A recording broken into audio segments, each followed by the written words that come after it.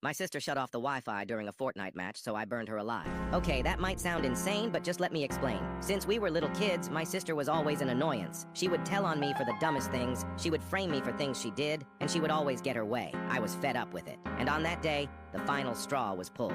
I was sitting in my room playing video games, minding my own business. The match was almost over. I was top 5, and it was looking like I was going to win when all of a sudden, boom! I lag out of the game. This infuriated me. I went to go check the router, and there she was. My worthless little sister was standing over the router with the cable unplugged. I looked at her in disbelief. She turned to me, pointed, and laughed. She laughed in my face. I said to her, "You can't just unplug the router. I just lost the game because of you." All she said was, "It's just a game, loser. Get a life." I took that personally. She just sat there, smiling and chuckling. I glared at her with absolute hatred. In that moment, I simply turned around and walked away. And over the next couple weeks, I pretended to move on and to forgive her. But behind the facade, I loathed her and felt that justice needed to be served. I was tired of her games, tired of the way she acted, and most of all, I was tired of her. She was going to pay. After our encounter, I was no longer a brother, a son, or even a person. I was simply vengeance. That weekend, our parents would be gone for their anniversary, and I was supposed to be at a friend's house. My sister would be home alone.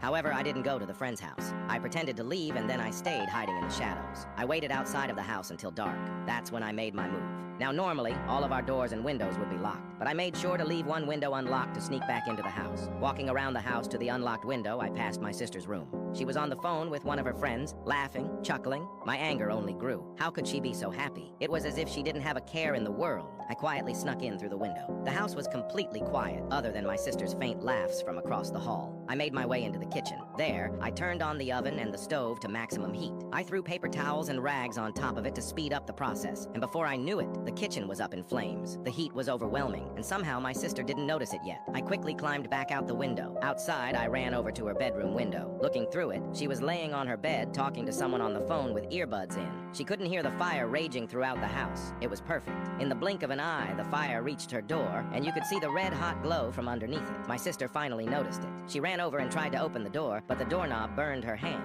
I watched her begin to freak out. She ran over to her bedroom window, attempting to escape. As she tried to lift up the window, our eyes met. She looked happy to see me. "Help me open this window," she said. I just stared at her with a sinister look on my face. She stood there, on the other side of the window, in confusion. Then, the realization finally hit her. Her eyes grew wide, and she started to panic. Screaming in fear, she desperately tried to open the window, but there I was, holding it down. She begged and pleaded for me to help, but that was the last thing I had planned on doing. In seconds, the fire had breached her room. It was spreading rapidly, and my sister was sobbing with her face on the window. "Please let me out," she cried. I watched the flames engulf her. I watched her scream in agony, rolling on the floor as her body burned endlessly. When the cries stopped,